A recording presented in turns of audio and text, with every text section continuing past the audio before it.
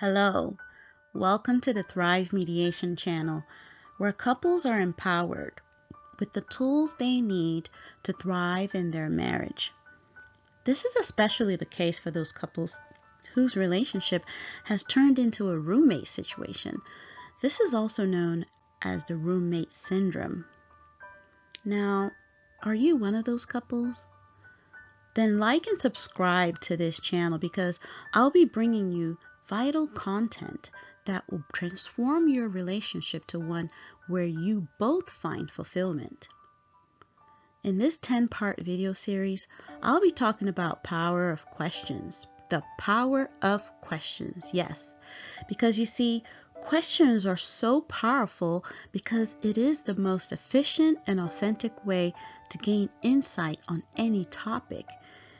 And there is no insight more important than the one you gain about yourself. This is also known as self-awareness. Your level of self-awareness determines the quality of interaction you have with people. And nowhere is this interaction more prevalent than in a couple's relationship. The truth is this: the more you know about yourself, the more confident you'll be at setting healthy boundaries. And setting healthy boundaries bring love and respect into a relationship. You see, women need love while men need respect. And if you noticed, I didn't use the word want, I used the word need because there is a distinct difference between the two. So, in this video series, I'll be giving you 10 powerful questions that will change the way you think so you can ultimately change your life and your relationships for the better. So, welcome to day 8 of the 10-part question that will change your life. If you have not watched the previous videos, please go back and watch them, because these exercises are not meant to be rushed.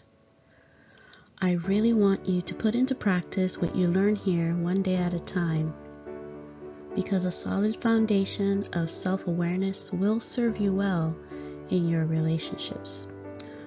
So, with that said, today the question is, what are my greatest flaws and what can I do to correct them? Now, the flaws I'm referring to here aren't physical flaws. I'm referring to character flaws. You know, those flaws that most of us are completely unaware of, or that some of us are in complete denial of. Everyone has one. The question is, are you aware of yours? The sad thing about being oblivious to your character flaws is that it could be the very thing that's holding you back or keeping you from progressing in life. Because for the most part, our character flaws are seen by others while we remain blind to them. To identify our character flaws on our own, it really takes being intentional about searching within ourselves and being honest with ourselves. But for the most part, it takes someone on the outside of us to guide our attention to where our character flaws truly reside. What's bad isn't that we all possess some form of character flaw. What makes it bad is when we know about our flaws but refuse to do anything about it. I'll tell you a story. My 7-year-old son pointed out a character flaw in me that I was completely unaware of. Apparently, I tend to get bossy and yell when I'm in a hurry. Clearly, this flaw is driven by anxiety and fear of not getting to my destination on time. And I could probably add a little bit of perfectionism in there too, if I am honest about it. So what happened was this. One day, as I was going through my usual operational self, my son goes, "It's okay, Mom. You don't have to yell." His statement stopped me in my tracks. And when I looked at his face, I could tell that I had been completely oblivious to how my actions was affecting him. I also knew he was right. I did a quick assessment of my behavior and knew I needed to change. I was also so proud of my son for speaking up for himself, and I made it clear to him that I will work on it. And now, when I'm in a hurry, I am intentional and much more aware of my behavior.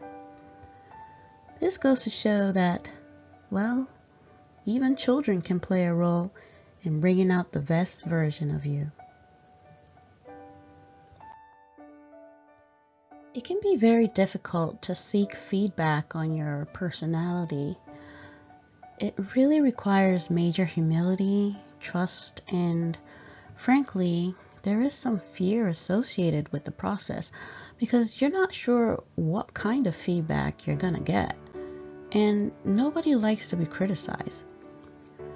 However, if you find that many people have pointed out something that perhaps caused you to lose a friendship or a job, or you find that a particular character of yours gets you in trouble with people often, it might be time to seek out someone you trust to give you some feedback, or at the very least, have the person confirm if the complaints people have been making about you are true.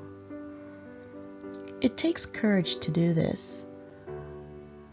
Just make sure you are seeking the feedback from someone you trust, because it's easier to receive constructive criticism from a person you know wants what's best for you. And if it's any consolation, just remember that seeking feedback on your personality is a positive testament to your character in and of itself. It is never too late to get started on a journey of self-discovery.